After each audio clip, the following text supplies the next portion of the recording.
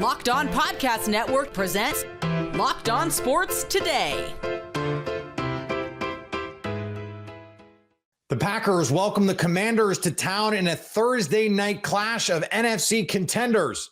Also, is Victor Wembanyama already a top 10 player in the NBA? And Mike McDaniel is on thin ice. I'm Peter Bukowski, starting your day with the can't-miss stories and biggest debates in sports. You're Locked On Sports Today. Searching all major sports. Found. Let's start with the biggest story. The Washington Commanders were in the final two NFC teams last season in a surprise run thanks to Jaden Daniels. The Green Bay Packers just traded for Micah Parsons, and they dominated the Detroit Lions in week one. This is a matchup of heavyweights in the NFC. David Harrison from Locked On Commanders joined me on Locked On Packers to break it down. Yeah, man, that is you just nailed it, right? And I know it's a week one question for everybody, but for this Washington Commanders team, man, it's that run defense. That run defense was putrid last year. If you don't believe me, go turn on any Philadelphia Eagles game, specifically in the fourth quarter, and just watch Saquon Barkley. Or if you don't have that much time, turn on the NFC Championship game and just watch the very first run that Saquon had against the Commanders' run defense, and you'll see exactly what I'm talking about. The run defense was just absolutely horrible. General manager Adam Peters made it his mission this offseason. Like the trade for Laramie Tunsil, the trade for Deebo Samuel got all the headlines, but the real work was done on the defensive side in the trenches. Javon Kinlaw inside and outside. Dietrich Wise Jr. also inside and outside. Bringing up Johnny Newton a little bit, challenging Deron Payne. Like, don't just be a leader in the room, be a leader on the field. Go get Eddie Goldman to eat up space in the front, man. And last week against the New York Giants, who are a team who's just kind of historically known under this staff to be a run-first guy, kind of team, Tyrone Tracy trying to pound it down. Cam Scatterbo, I thought we'd see more of him from the New York Giants. I think after what he did and the little bit of work that he did get, you probably will moving forward. But that defensive front, man, just completely bottled up the rush attack of the Giants and harassed Russell Wilson all game long. Very impressive. Is it real? Or is it because you went up against the New York Giants, who also didn't have Andrew Thomas, their best offensive lineman? Yeah. You know what I mean? So those are valid questions, I think. Well, and if you're a Commanders optimist here, you say, okay, they added Javon Kinlaw, but everyone, the unanimous opinion on that was, why did you have to give him all of that money? Who are you bidding for Javon Kinlaw? And then right away in game one, Commanders fans are going, hey, look, this is the guy that we paid. And I'm sure 49ers fans are going, hey, what the hell, Javon Kinlaw? Like, we never saw that guy in San Francisco, at least not with any sort of consistency. So from that standpoint, David, like the Lions early on committed to stopping Josh Jacobs. They thought, hey, we're going to play two-man or we're going to play single high and just dare you to run the ball or beat us over the top. The Packers did the latter more often than not. We'll get to that, I'm sure. But when you think about the approach you expect Dan Quinn and this defense to take, do you think it is, hey, Josh Jacobs is the tip of the spear because of, we feel good about this run defense? Or is it more, hey, look, Jordan Love, that number 10 and those receivers, that's going to be a big challenge for us. Like, what is the priority, do you think? Yeah, I think it's got to be the passing attack, right? Like if you were to look at the Green Bay Packers just week one of 2025, and obviously the defense is going to dictate a little bit of how they operate. You look at this team and you say, this is a team that wants to get vertical, to spread you out, to open you up in order to try to find holes for the run game, right? Which is a very good, successful way to do things. The other good note about what the Washington Commanders did last week is they didn't have to blitz a lot. Like Joey Jr. is a defensive coordinator who loves to get aggressive, loves to play games, bring extra guys. But he got home a lot with just an organic four-man rush, did not have to add other rushers to the mix. And if you can do that against the Green Bay Packers, and if you can bottle up Josh Jacobs just like the Detroit Lions were able to, then you can play more games in the backfield. You can rely on guys like Quan Martin and Will Harris, the veteran safety back there, to keep a lid on things. And, Detroit Lions are a talented team. We know they have some guys on the roster. I would say that given the names, given the players on each defense, given the comfortability in the scheme as well, which is obviously a huge thing. Everybody knows that. Coaching matters. I would say this is a better secondary coming into Lambeau than the one that came in last year, whether it just be a comfortability, synchronicity thing, or it just be a pure raw talent thing, whatever combination of chemistry it is, I think this is a better secondary. So can they do enough things defensively to keep the Green Bay Packers from getting away with some of the things they got away with, the two-play scoring drives, things like that? I think they can. Then the other question goes on the other side, because on the Commanders' offensive side, their run offense was their strength last week, while their passing offense had some hits, but had a lot of misses as well. Yeah. And the Green Bay Packers, very stout against the run, against a very dynamic rushing attack last week as well. So it's strength on strength, something we asked Dan Quinn about today. And I think that is ultimately, Peter, where this game is going to get won or lost, is whether or not the Commanders' run offense can become a strength again, or if the Packers can bottle that up. Yeah, 19 carries or 19 touches for Jahmyr Gibbs. He had 50 yards. He is one of the most dynamic players in the NFL, and they absolutely put him in a straitjacket. It's unlike any defensive performance. Matt LaFleur called it the most energetic and sort of like high intensity defensive performance he's seen in Green Bay since he's been head coach. And so when did the Lions and Packers play again? Thanksgiving. So you know what? Because I think this, as much as coaching staffs want to go back to the drawing board, let's evaluate our players, let's evaluate the execution. This coaching staff, more than almost any other in the National Football League, has to go every single week, reevaluate yourselves. Because I think a lot of what we saw with the Detroit Lions last week, and maybe I'm giving them too much credit, I don't know, but what I think we saw a lot of is two coordinators who know what they have, but they don't really know what they have, right? Like they just drove the Porsche off the lot. They don't really, they haven't really broken it in yet. So if they're self-evaluating, then come Thanksgiving, and I know this is not a Lions-Packers crossover, come Thanksgiving, that's going to be a different matchup. I'm not saying the Packers won't still win. It's just going to be a different matchup. You can stay up to date all year on the Packers and Commanders by subscribing to Locked On Sports Today, Locked On Packers, and Locked On Commanders, if you must, on YouTube or on your favorite podcast app. You're Locked On Sports Today. Coming up, does Wemby deserve the top 10 ranking he's been given by our NBA experts here on the Locked On Podcast Network? Before we get to that, Brock Purdy could be out a while. The NFL season is finally here, and FanDuel is making sure you're ready for kickoff with a can't-miss offer. Right now, new customers can bet just $5, and if your bet wins, you'll get $300 in bonus bets to use across the app. I love using FanDuel because it fits however you like to bet. Player props, building a same-game parlay, or even jumping in live as the action unfolds. It's quick, easy, and the best way to add a little more energy to Sunday. So are you ready to play? Download the FanDuel app now by visiting FanDuel.com to get started. That's FanDuel.com to place your first $5 bet. Brock Purdy's durability streak might be running on a borrowed time. The 49ers quarterback gutted through toe and shoulder injuries last weekend to beat Seattle, but now it looks like he'll be watching Sunday's game in New Orleans from the sidelines. According to reports, Purdy could be out multiple games. That leaves Mac Jones in line to start, with San Francisco even considering adding another arm for insurance. It's not quite a crisis yet. Nick Bosa says he likes what he's seen from Jones, but when Christian McCaffrey, Trent Williams, and Juwan Jennings are also on the injury list, Kyle Shanahan's depth chart is getting tested early, again. Over on the diamond, the Pirates battled it out with the Orioles. This was a repeat of last night's game, wasn't it? A walk-off in the bottom of the 10th inning by the Baltimore Orioles, and the Pirates put up exactly this offensively. One swing from Spencer Horwitz. And they were trying to make that 1-0 lead last the entire game. And it did, to the credit of this pitching staff for quite some time.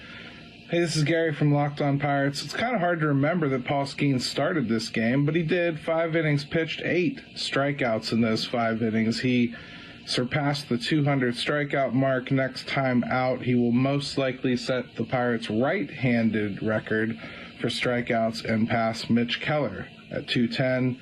That should happen in his next start. His ERA is down to 192. All great stuff for Paul Skeens. Wonderful outing. If you're wondering why only 5 innings, well, inning management. And yes, Paul Skeens very much so looked to be on board with that decision. Carmen Majinski came in and pitched great. Isaac Mattson got into trouble, gave up the lead, tied the game. Santana held the fort. Nicholas gave up the run in the bottom of the 10th, the Manfred runner, but he didn't help himself. He wasn't close to getting out of that inning. The offense just needs to improve. I mean, honestly, a well-pitched game. Wells was great, but everybody they face isn't Nolan Ryan, and the Pirates make an awful lot of them look like it. More on this tomorrow on Locked On Pirates. The Braves tried to snag a series from the Cubs. Now that's a really nice series win right there by the Chicago Cubs. I'm Sam Oler for the Locked On Cubs podcast. 4 2/3 innings of shutout ball from the bullpen. Taylor Rogers, Porter Hodge, Caleb Thielbar, Brad Keller, and then Andrew Kittredge all put up zeros for the Cubs. The bullpen was the key tonight. I really respect what Counsell did there. I mean, hindsight's 20/20 and it worked, but Keller is obviously the best Cubs reliever. He got the 8th inning. I don't think it's because he's the 8th inning guy as much as that was the top of the Braves order. That was the tougher inning. And then Kittredge came in, and outside of one outing, he's done a really good job. Other highlights from the game, Nico Horner had 3 hits. He was 3 for 3 off Chris Sale, couple stolen bases. And Jamison Tyone was pretty good in his return from injury. This was a tough series. I have a lot of respect for these Braves players and this team to lose the opener and win the last 2. Really good from the Cubs. Hopefully they could build on it going into a home series against the Rays and can start stacking some wins.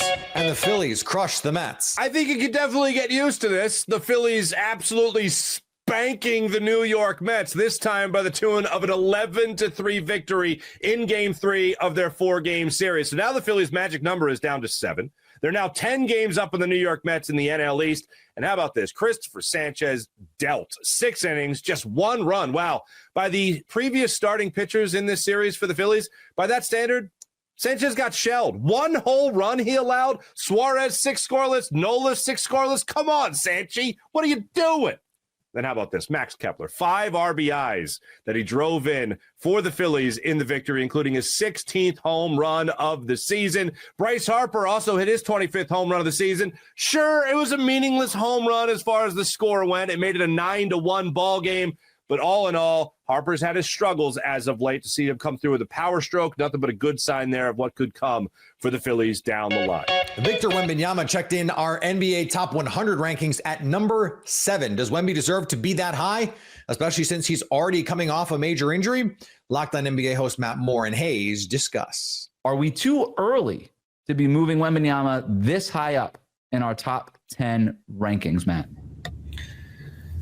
No, I don't think so. Because, look, if you look at how they perform when he's on the court, and you look at the impact that he has and how terrified teams are to go against him with his shot blocking ability, and you look at the kind of when Wemby is good, he is amazing, and he's still learning so much. And I understand the argument, he still isn't refined. When I watch him, I'm still like, man, he still gets bodied, or he's still out of position, he doesn't have the refinement.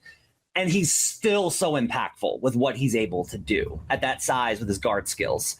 I don't think this is too early because we're talking about next season. And if you expect him to get better, even coming off the blood clot, I think it's fair to put him in this range, Hayes. I do not think we're too early on Victor. Yeah, I can see the argument for us being too early, but I think when you factor in everything you just laid out there, as well as just how unique of a talent he is, the one thing that I would say that counts against him is just he's not been available enough. And a lot of these guys under him, while some of them deal with injury concerns too, they're just available a little bit more. But Wemby's such a unique talent, I can see why he was voted there. I'll leave it at that for now. I'll leave it. We'll talk about it as we get further in the list, but I can understand why he's in the top 10. Over Jalen Brunson, over Donovan Mitchell, over NBA champion, and in case people forget, gold medalist Jason Tatum. I think that's a bigger story here. How is Tatum 10? This is, and I will blame the powers that the mighty shadowy figures at the top of Locked On. Pull the curtain back, Matt. Let's do this. They had us do hey, you need to keep the guys that are injured in there as if they're going to play, but you got what do you expect from them if they're injured? We should have just kept all of these guys out because the rankings on these guys are wildly off, and that creates, I think, some issues here. Jason Tatum is not the 10th best player in the NBA. Now, I do not think he's 5th. He's definitely not 5th. He's either 6th, 7th, or 8th. His range is very precise, Hayes. I can't justify having Jason Tatum at a 6, 7, 8. I think if you got him top 5, I'm like, chill out. If you got him top 10, that's way too low. So where do you think Jason Tatum should be at? How it shook out, where should he be at? I need to take that back. I think it's okay to have him 5th, and I have to say that because I had him 5th. I had him 5th. And the reason I had him fifth is like, look, he makes all these conference finals over and over and over and over and over again. He's had seasons where he averaged 30. He has won a championship. Like, Jason Tatum has had a better career than Shai Gilgeous-Alexander. And on some level, I think that needs not right next year. Shai's going to be better because Tatum's not going to play. But I think that Tatum deserves. It's really weird because to me, 10 is so disrespectful, and anything inside the top 5 is like, well, that's too much. It's way too much. Like, he's got to be in that range from between 5 and 8, really. What upsets me the most about having Tatum at 10 is it gives so much fuel to John Corrales over at Locked On Celtics to do a whole episode about how Jason Tatum continues to be disrespected and all of these things. And that's the Celtics. Oh, that was going to happen regardless, though. She's giving John a little bit too much credit. If he was ranked 3rd, he would have made a conversation on why he should have been ranked number 1. So it's true. We're kind of already getting into it. Too high or too low. I want to jump into some takes that we have of guys that were too high on this top 100 list, maybe too low on this 100 list. Hayes, when you look at the top 100, who's jumping out as in the wrong spot to you? Devin Booker's too high to me. Too high to me. I like Devin Booker and I know what he is as a player, but I do think that we've seen that, like, that season that he had when they went to the NBA Finals was the best season of his career. And it was him playing with Chris Paul organizing that offense. And while Booker can still fill it up, I think that Booker has a lot to prove, and hopefully he's going to prove it now, what he can be with a team that's built around him. But so far it hasn't been that productive. So I personally think he's ranked a little bit. I'd have him more in 21 to 30 range. I'd say more 19 to 25, somewhere up in there. But that's the one that stands out to me. He's ranked a little bit too high in my opinion. I do not understand why our panelists do not respect the Pacers. Eastern Conference Finals appearance, then a Finals appearance. They won the Eastern Conference. Tyrese Halliburton is 13th, and Pascal Siakam is 22nd? 22nd for a guy that I think has played at an all-NBA level consistently over the last couple of years. Like, Jalen Williams is above Pascal Siakam. Really? Like, I think there is massive Pacers disrespect for what they accomplished. And I think it's a lot of jealousy, I think, coming from the Eastern Conference panelists. Stay up to date all year on the NBA by subscribing to Locked On Sports Today and Locked On NBA on your favorite podcast app and on YouTube. Coming up, is Mike McDaniel's seat getting very, very hot? Mike McDaniel may not be coaching the Dolphins for much longer. In fact, Locked On NFL host Tony Wiggins and David Harrison believe he will be the first NFL head coach fired this season. I think it's going to be the first. If it doesn't happen first, it's going to be the first one that you know is going to happen, that he is going to get fired as coach of the Miami Dolphins. Dave, I don't know if you had a chance to peek, but Miami looked putrid on Sunday in Indy. I did. And you hate to see it, man, because Mike McDaniel might be one of my favorite, like, dudes in the NFL. You know what I mean? Yeah, he's the kind of guy that I remember covering joint practices, Buccaneers, Dolphins, and training camp. And I literally showed up early just so that I could be there in time to watch his press conference. Like, I'm not even covering him. I'm not writing a story based on anything he said. You know, had the opportunity as he's riding up on the golf cart, just kind of chop it up with him for 10 seconds, literally. Like, you know what I mean? I don't want to sound like we're hanging out in the social club or nothing like that. Nothing crazy. Yeah. But, you know, he's just a straight up dude, man. You know what I mean? And what you love in this world is to see good people. And I know he's got a backstory. I know he's been through some things, but he's overcome some things. You know what I mean? And you just like seeing good people succeed. And as far as I can tell, again, we're not best friends or nothing crazy, but as far as I can tell, he's a good human being.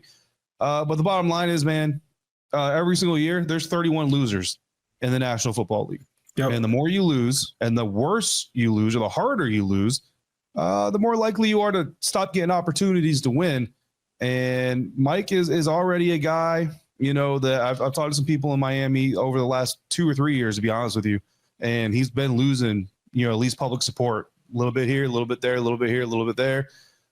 This game was particularly ugly. The vibes were horrible going into the year. But the team was healthy. Tua was healthy. Tyreek was healthy. Jalen Waddle. The team was healthy enough. And that was the question. Can you bet on Tua Tagovailoa's health? The answer is no. So you don't expect the Dolphins to be out there competing for any AFC championships, but you thought as long as they're healthy in week 1, and they were against a mediocre Colts team, they should win comfortably. or at least they should win. Instead, they got boat raced. So if even when they're healthy, this team isn't very good, it's hard for me to blame Mike McDaniel for that. It seems like their quarterback is just a disaster. And I don't know many coaches that can win when their quarterback is a disaster. In fact, I don't think there are any.